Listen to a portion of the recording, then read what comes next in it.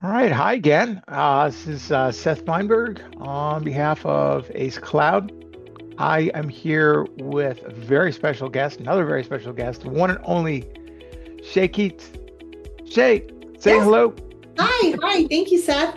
Yes, I am Shay. I am the CEO of Breakaway Advising based out of Portland, Oregon, but we are remote all over the US. And I'm really excited to be here and chat with Seth today.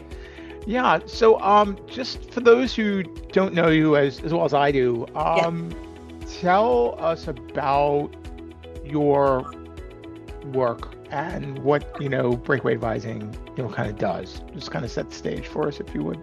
I would love to. So, Breakaway Advising, we are a CAS only CFO, controller, bookkeeping, franchised organization. So, we have franchisees in 24 states. And our mission when we were founded 6 years ago was bring joy to accounting. And what does that Love look that. like? And thank you. And I think the shortest distance between two lines, since we've just got a half an hour here, is how do we make accountants happy, and how do we reduce barriers to entry in a world that tends to overlook women, our BIPOC friends, our LGBTQ friends. It's really difficult sometimes for these communities to make partner in a traditional firm. So we were like, okay, how can we create a no barriers to entry franchise? So our franchisees pay $0 to join Breakaway. I make my money later. And the second they sign that agreement, they have full access to everything that Breakaway has to offer.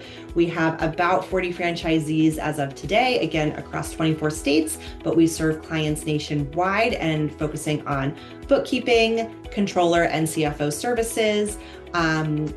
Primarily controller and CFO, because as we'll get into talking about AI as well as nearshoring, a lot of that work has been we really lean into those resources so our advisors can be elevated. And the other thing, I think the number that people always like to hear is like, okay, well, what does that mean? So on average, our advisors work about 30 hours a week.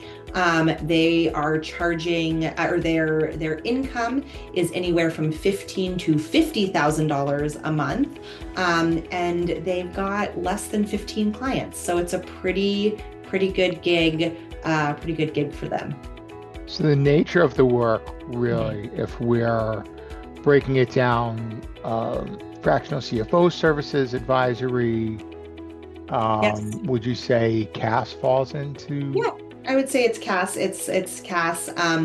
And we really, our goal is to come alongside small businesses and medium-sized businesses really holistically. So yes, obviously we're going to come in and we're going to do your bookkeeping and your financials, and we can replace your entire accounting department.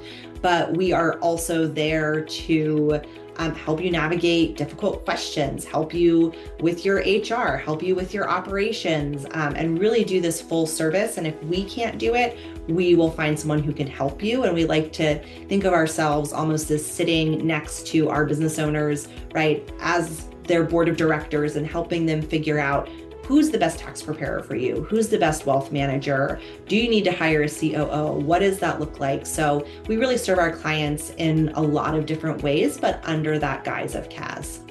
Right. And you've, under your umbrella of Breakaway Advising, I mean, you have basically built a network Yes, around the country, a true exactly. web A true of web.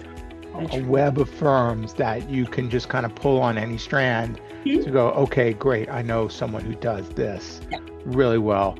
Because, business needs change. And, we've all heard for years, and I've seen it, Mhm. the evidence of working with an accountant is really the formula, the ingredient to small business Yeah. success. Small businesses become medium businesses. They stick around. Those first few years are tough.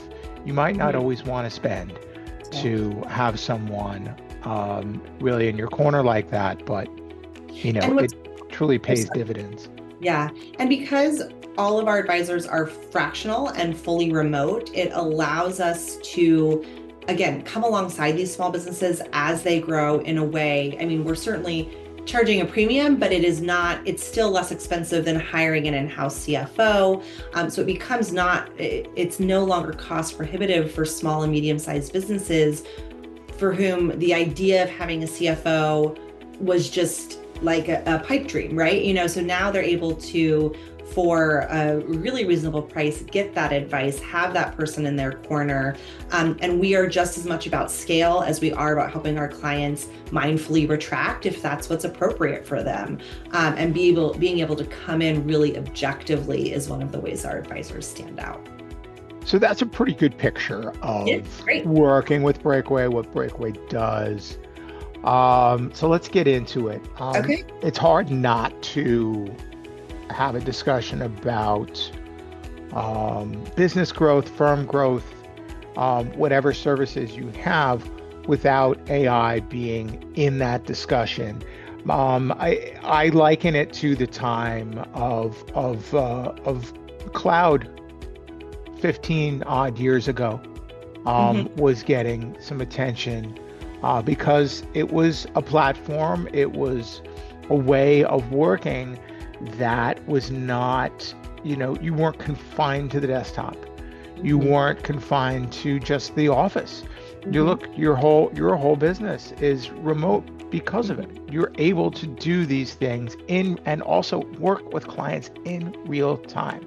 Yeah. Now with the coming of AI, I'm curious what areas you see your business leaning into AI at the moment. I like that question. And again, we're playing and in the sandbox just with everybody else, right? I don't pretend to have any answers besides, the fact that Breakaway has always talked about being at the center of humanity and technology since day one, when cloud accounting was still kind of like, what is this crazy thing? So it's really fun, right? To now have this new toy in the sandbox that we're playing with. And I think the most important thing I tell our advisors, I tell our clients is, oh, guess what? Too late. You're already on the roller coaster. You cannot opt out. AI is already being used by all of these incredible fintech softwares that we have to use to serve you as a cloud accounting firm, right? So then at Breakaway, what it is allowing us to do and how we talk about it with our advisors, with our franchisees, is use it as a junior team member, right? You still have to check it. It's not going to know everything, but use it in the same way that you would. And because some of our advisors have teams and some of them don't. So this is a really good opportunity for them to flex that muscle. And just like you wouldn't, if your junior team member put the financials together, you wouldn't send that off to a client, right, without looking at it.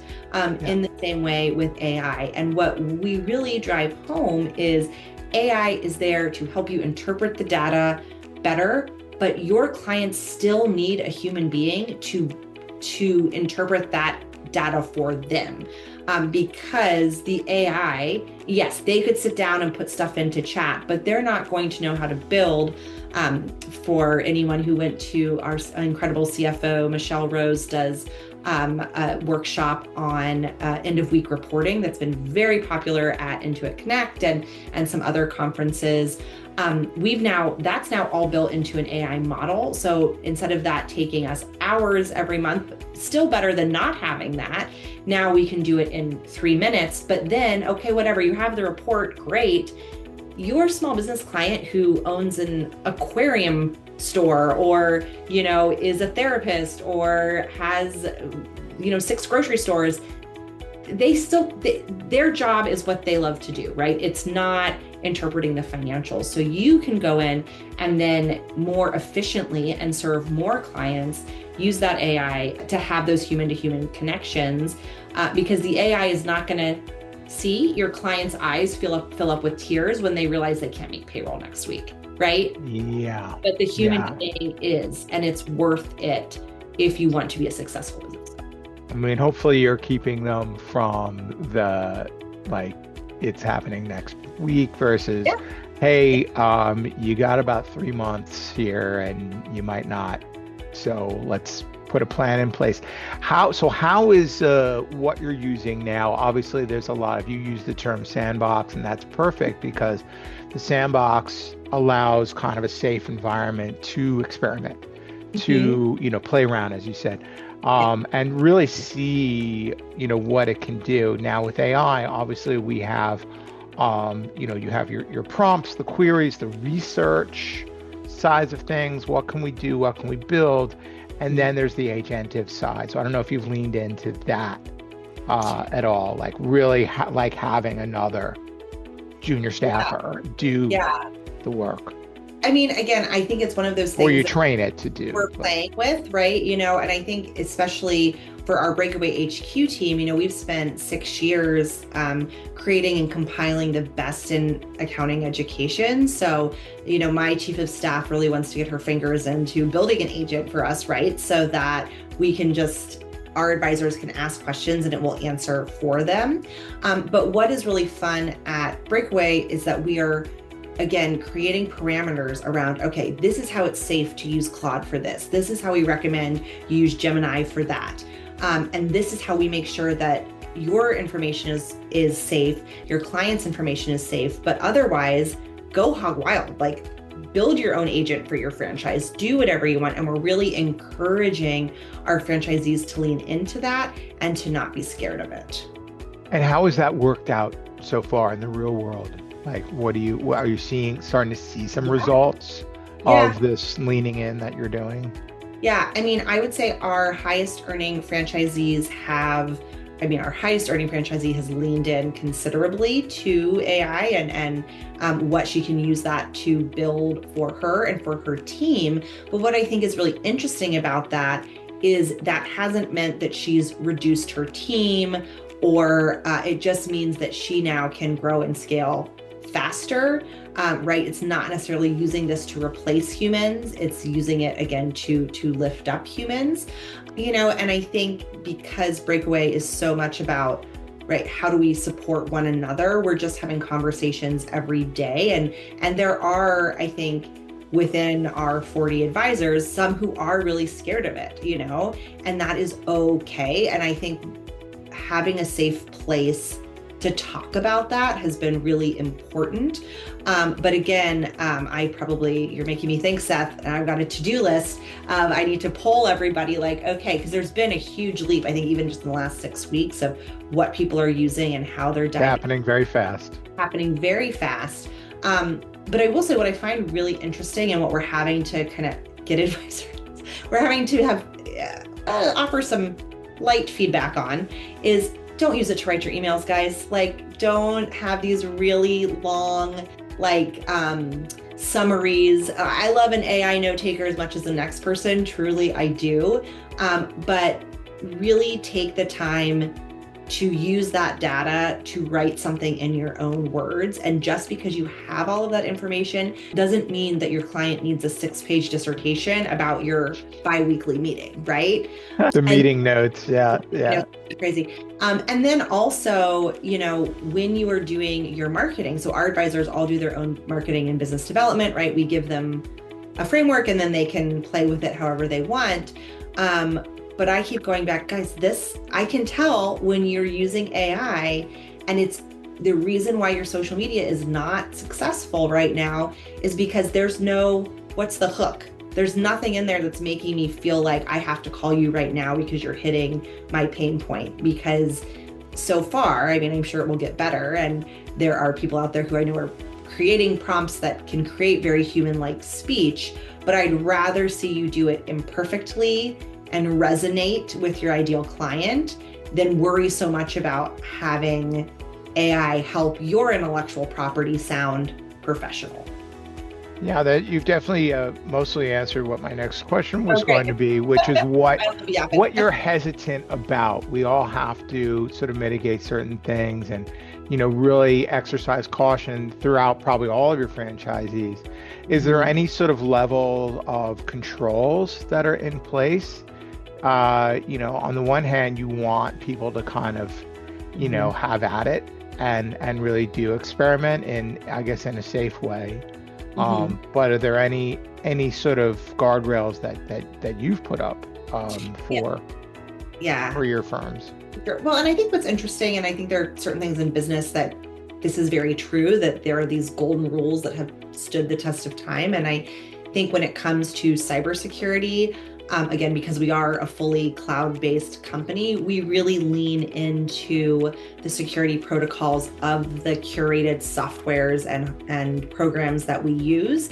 So for us, that means we've kind of given the green light to Gemini, to Claude, to ChatGPT, and we say, hey, if you're using these things, you need to be on a paid platform. And here's all of the same rules that we've already talked about. Like, you don't email clients financials, you don't, text certain things, all of that still applies, and you still have to be mindful about what data you're interpreting. So we just keep having those conversations. But I do think the biggest thing that I'm nervous about is, again, we are all strapped into this roller coaster of AI. And again, we were talking before we turned the recorder on. I used to work in a very creative industry. I still have, friends and family who are very much in that, and they're, terrified because they're like, ugh, we're never gonna, this is it. This is the end of everything. But I think, my point being is, like, we are strapped in, so you're going to have to use this. And I think my biggest fear is similarly to when we embrace nearshoring and offshoring, clients coming and saying, like, well, I don't want AI to touch my financials, to touch my accounting in any way. Similarly to the way they said, I'm not comfortable with cloud accounting, or I'm not comfortable with your team in Guadalajara, which is where our incredible team is, and that is not an option. So I think what I'm most anxious about is not what these incredible tools can do, but that I'm going to be wasting my time, my franchisees' time, having to have these fights. I guess fight might be a strong word, but having to have these conversations with clients who do not truly understand the landscape. And again, I compare it to both the cloud and the offshoring and nearshoring. I guess they're both more than trends, but phenomenons, because it was very similar, right? We still get pushback about our team. And I said, where do you think your bank's team is, guys? They're in India, they're in the Philippines, and they're amazing. Thanks. Any software, assistance that you might want, something breaks down. Yeah. Where's your call center? Where's the help center? Yeah, it's all, and that is, and as I've heard some of our friends in the industry say, like, offshoring is just people. And I think with AI, it's just another software tool, and that's cool, and that's okay. Don't be afraid, because we're here. So it's happened.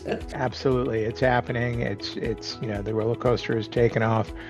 How do you believe current AI platforms? I mean, obviously, it's hard to believe we're just in such early days with it. Mm-hmm. So that's why all these questions are coming up, and these discussions are welcome and needed. How do you believe current AI platforms align well for growing fractional CFO and advisory businesses?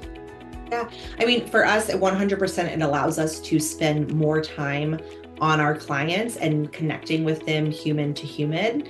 It also allows us to just do more.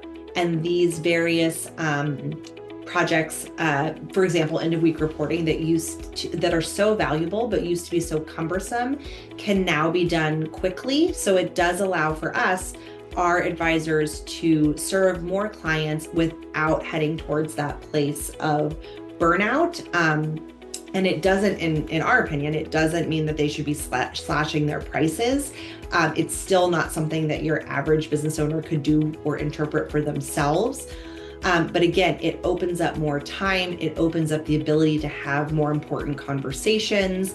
And for our accountants, it allows them to have that better work-life balance, right? They don't have to be stressing about that something is wrong in this Excel thing. They can use AI to support them, and that's really exciting. So whether that means that they finally get to hit $1 million this year, or they get to take 2 weeks and have a staycation at home with their 5-year-old, like, they're able to do that, and they wouldn't have been able to do that a year ago if they were doing all of this manually. Thank you, Shea. Final thoughts on I guess anyone who is, kind of building it. Look, accounting, as we know, as a whole, is changing rapidly. The very nature of being an accountant, what accounting is really, we're at that kind of inflection point. And, doing these value-added types of services where really at their core, it requires you to have regular conversations, meaningful conversations with direction, with purpose, that are researched, to do these fractional CFO advisory level services. So any thoughts on, to anyone who's maybe, growing this kind of business or is considering, I guess expanding into that realm, because, transactional work, only kind of takes you so far. Exactly. And I think, two things. I think first and foremost, accounting is no longer an industry, sorry friends, that you can go into if you don't like people. The most important tools that you're going to learn is how to be emotionally intelligent. I want to see my franchisees focusing more on strategy, being more holistic, and not just saying, oh, I'm a really good bookkeeper and I know how to close a perfect set of books and I can do it by myself and never talk to my clients. That's not the reality of the industry anymore. You have to be a storyteller, an emotionally intelligent friend and colleague, and all of these things. Right. It's so much more important. And I think at the end of the day, and I bring it back to this creative piece, it allows us to lean into the creativity of the industry. So when I see people being worried, my friends and colleagues who work in and clients who work in pure creative industries, who are writers and artists, and feel like that's threatened, I actually feel in our industry, in accounting, this is allowing accountants to be more creative, and that is really, really exciting. And that's what we've been using at Breakaway to build our end of week reporting, to build we have a really incredible marketing engine for our advisors to use, things like that. It's allowing us and it's allowing our team and our franchisees to be more creative in ways that accountants couldn't be in the past. Thank you, Shea. Well, look, you clearly have had a vision for this business, and it requires that to not think about the old models, to think about, leaning into cloud and technology and how it can serve you. Yeah. And all of your franchisees, everyone who is affiliated with Breakaway, and just accountants in general who can work from anytime, anywhere, and they can truly ultimately strike that life work balance that we are all are seeking. So thank you so much for your time and your insights, and I look forward to speaking to you and seeing you again soon. Yes. Thank you, Seth. I appreciate being here.